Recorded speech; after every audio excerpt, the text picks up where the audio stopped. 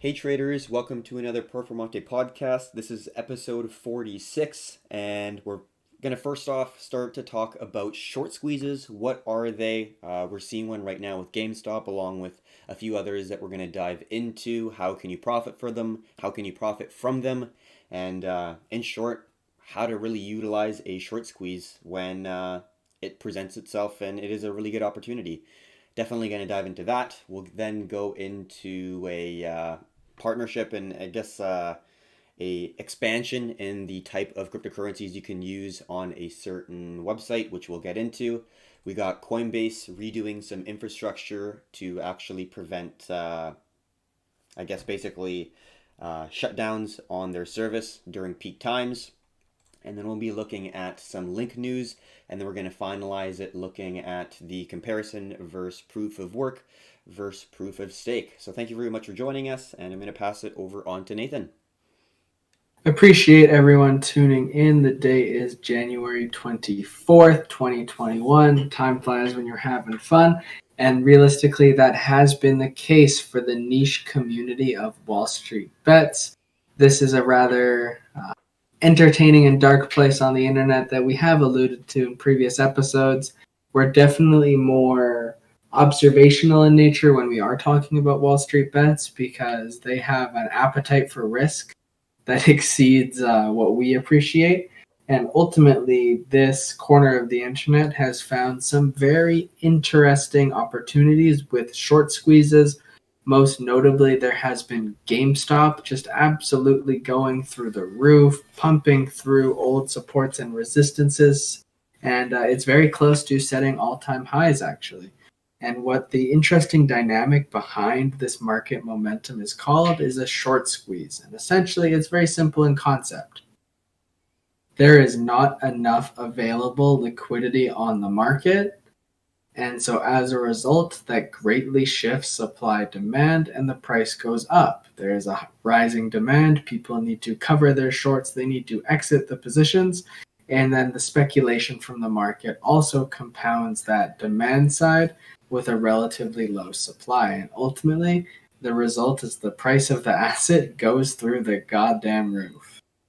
Yeah, and these are the parabolic moves that we're seeing, and we see this from time and time again. Looking back at history, Volkswagen was a pretty monumental one back in kind of October, November of 2008. A ton of people were short Volkswagen, and when the price started to move up, a lot of people needed to get out of the position because in a short, there is theoretically an unlimited amount of money that you could lose because as the stock continues to go up, you have to buy it back to pay back your broker and cover the position altogether. And a stock or whatever asset can theoretically go to zero, but it can't really have a roof or a ceiling. It can go up for as long as people are willing to buy it at those prices. So at the end of the day, they do have to close their position. So if you look at a stock like Tesla, there was a short squeeze, but that momentum kept on moving the price to the upside. And if there are any short sellers within Tesla at this point, think of how much money that they're losing.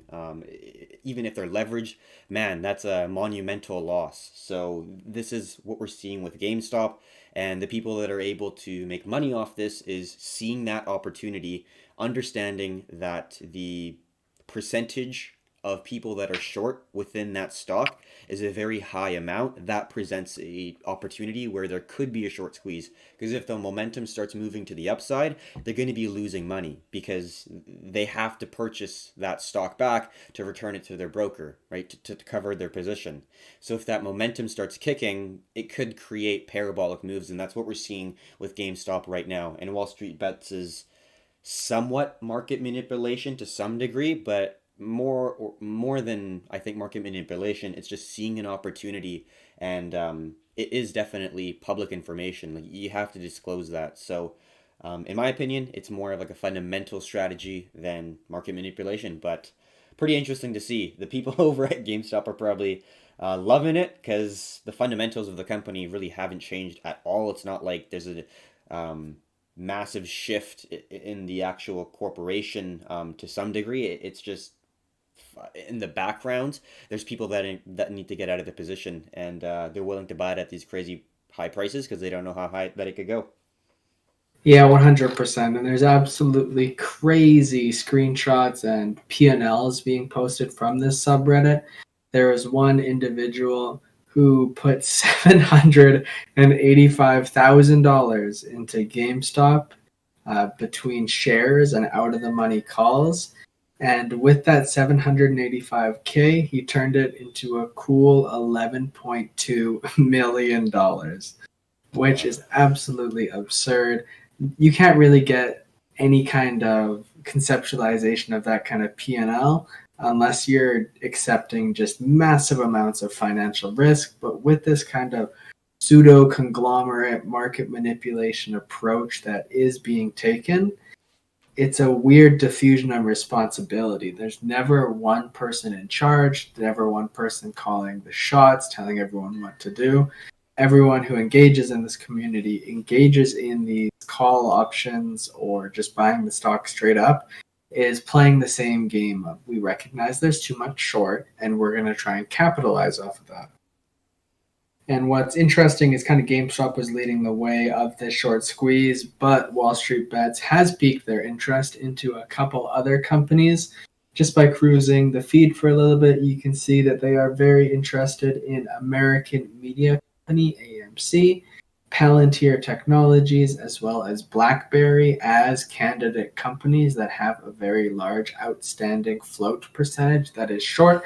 And again, because principally that is the key identifying factor when looking for a short squeeze is you have to see a natural constriction in the supply through a large float that is short, and there has to be limited available for buying. Ultimately, those are the two main factors that really cause the price of the asset to moon and the infamous short squeeze to take place. Yeah, well explained. It's a opportunity for many, but there also are funds that primarily short, and that's their main strategy and focus. So at this point in time, when there's tons of stimulus, the U.S. dollar is falling, there's lots of big moves and tons of opportunity long to the upside. Speculation is through the roof, super risk on sentiment. I think this is an environment where short sellers could be a little bit worried, hesitant, and might be less confident than times where there's more fear in the market. So definitely a time where opportunities are abundant if you are looking for longs, not just cryptocurrencies, but also many other sectors. So I think this is a time to definitely look more longs and short than just in our opinion. But at the end of the day, there definitely are opportunities. So hopefully you guys are on the right side of these massive volatile moves. So, moving on to the next part of the podcast here, we're going to be talking about how Pornhub adds XRP, BNB, USDC, and Doge to its payment options. So, it's going to expand the option to use these different altcoins to subscribe to their services. So, one thing I actually did note, why are they including Doge? To me, it doesn't make sense. It's literally a meme coin, yet we are seeing the small list includes something that really hasn't been worked on and isn't really presented to be a project that will provide lucrative returns in the future. It's just an asset that somehow is still relevant and is talked about. I think maybe because Elon Musk brings it up so much, and at this point it's just so integrated within the crypto community. But I think from a fundamental standpoint, I just find it crazy that out of every single altcoin, they're incorporating Dodge. Yeah, 100%. I mean, Pornhub's got all the options in the world. If you do want to pay that $9.99 for a 30-day subscription, you can do Binance, Ethereum, Bitcoin, Bitcoin Cash, Litecoin, Monero, Tron, Tether, Ripple, NEM, USDC, Verge, Wave, Zcash, Ethereum Classic, and you know what? They just had to add Dogecoin in the mix, which is an interesting step just because Pornhub did have their ability to process transaction with Visa and MasterCard taken away. And I guess this is realistically their only solution to facilitate that business to consumer transaction for the service they're providing because no payment provider wants to do business with them at this current moment. So I guess maybe they're reaching deep into their bag to accept some lesser known shit coins, let's call it. Yeah, the ease of friction is I guess something that they're trying to limit and trying to allow people to pay in whatever form that they possibly can. Because yeah, Visa and Mastercard. What is it? Was it Visa, Mastercard, and another platform? Was it PayPal as well? Basically, that they can't accept, which is a huge provider for global payments. So they're definitely completely in the crypto space, and I think they didn't really have an option. So it's good to see that they are utilizing blockchain and trying to expand the options that people have for paying for their Pornhub subscription. Moving on to the next part of the podcast, we're going to be talking about Coinbase redoing their infrastructure to prevent outages during peak times. And we saw that Coinbase did have a lot of issues relating to outages during peak times, and they've been called out on it on Twitter many times. And it's great to see. I'm sure they've been upgrading their infrastructure and trying to invest within the company really from day one, but the fact that they're claiming that they are really making leaps and bounds to try to make it a more efficient company that allows them to be more consistent with the service they're providing, especially during very important times when volatility is high, when there's high relative volume. That's when you may need to make your decisions. And if the service you are using is unable to work during these key times, it can present very difficult situations for investors. So I think it is positive, and hopefully we do see some actual changes come out of this news. Yeah, 100%. I feel like Coinbase never fails to disappoint anytime there's volatility, because anytime there's volatility, there's usually high volume. And I guess their servers that probably haven't been updated since like 2014 are just unable to keep up with the massive amount of requests that they must be inevitably seeing, because I think within the realm of how crypto exchanges are perceived, Coinbase is really the first one you see when you type Bitcoin into the App Store. I don't know if that's actually true, but I know that Coinbase is definitely one of the more iconic, really retail investor friendly platform. And what really sucks is ultimately their fees are high, their service is poor, and this company wants to go public. So ultimately, if they are still wanting to make that transition towards going public, I can only imagine they probably have to make some pretty significant changes in terms of how they operate and conduct their own service, because you can't really have that level of consumer disappointment from companies that are looking to go public. I mean, I guess you can, but maybe it's not best practice or in Brian Armstrong's best interest to continue going down the public route if they can't even offer a service that is reliable during the times of high volatility, which within the context of how crypto operates is probably the most important time and when you actually need to be able to access, manipulate, and trade your funds. Yeah, totally. I think word of mouth, just people getting burned by not being able to access their accounts during those key moments. I think they do have to definitely make some changes within their infrastructure. So hopefully this is gonna make a positive impact. And like you said, yeah, it can only last forever. And they have built that reputation, which is great, but it is slowly getting tainted with the lack of consistency and the ability to have their services during the times when people need it most. So hopefully that is the case. Definitely the most prevalent or one of the most prevalent exchanges in the United States for sure. I would definitely say that if you are looking online, Coinbase is highly regarded as a very stable exchange, but high fees and not great service. So we'll see where it goes. Hopefully, they do make some changes. And it's kind of really the one of the few options that United States citizens do have, because they don't have the option to trade on Binance or a lot of the like Bybit, BitMEX, a lot of these other leveraged exchanges. But if you do use a VPN, you can. But we obviously cannot really condone that. So Coinbase Pro, I believe, is some of the options that the U.S. citizens do have when trading cryptocurrencies. So it would be nice to see that just benefit U.S. citizens, because having a shitty exchange is not very fun. Moving, No, 100. Oh, no, never go mind. on. Go ahead. You got it. Okay, sounds good. All right, moving on to the next thing. Going to be talking more on Link. More than 80% of Link is controlled by 125 wallets. And this was some research from Glassnode, which is a highly regarded researching firm. They also have a lot of funds to create exposure for institutional investors. And they came out with research that indicated that the top 1% of Chainlink holders control nearly 81% of the token's supply, which is unbelievable. Let's just look a little bit into this.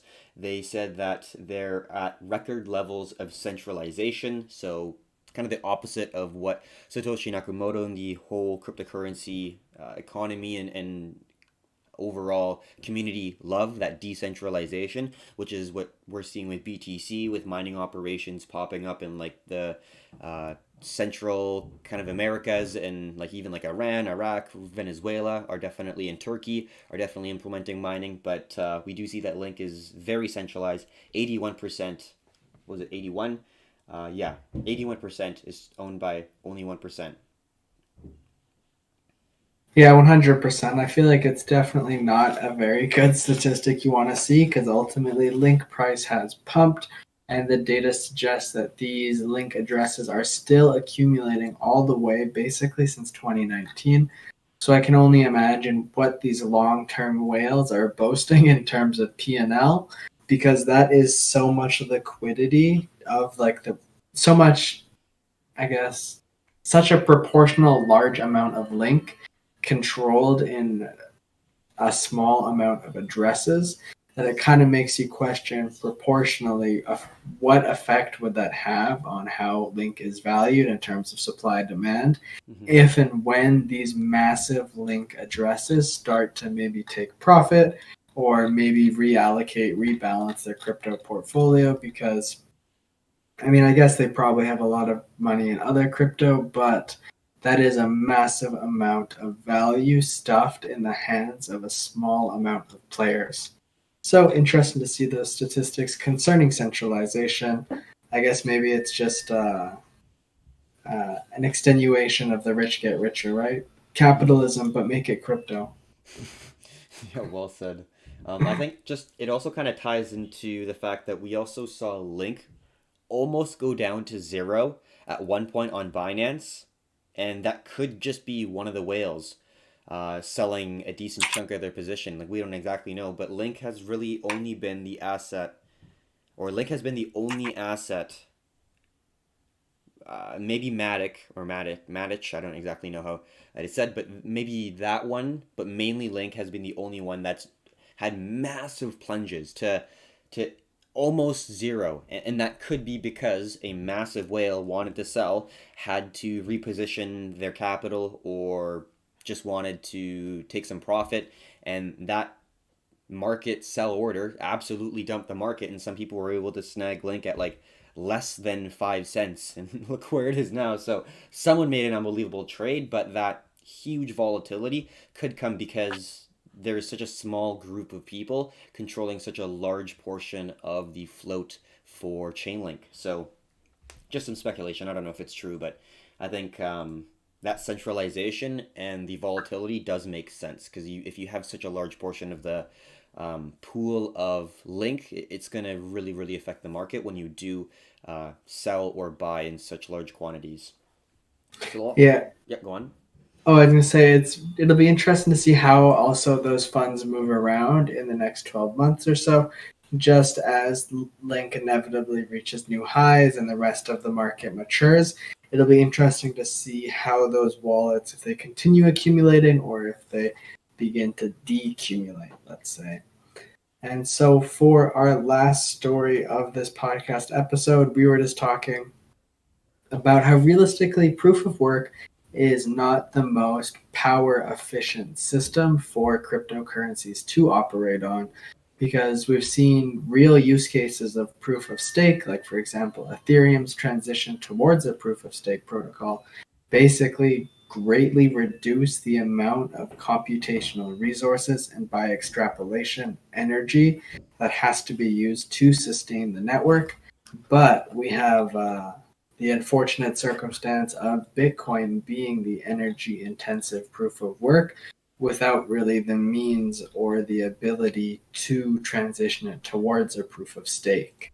And there's research done posted on nature.com that was published recently that basically showed if Bitcoin maintains its current trajectory, its rate of growth, and ultimately as the difficulty required to mine a Bitcoin levels out, that it could be one of the major factors to push global warming above 2 degrees Celsius.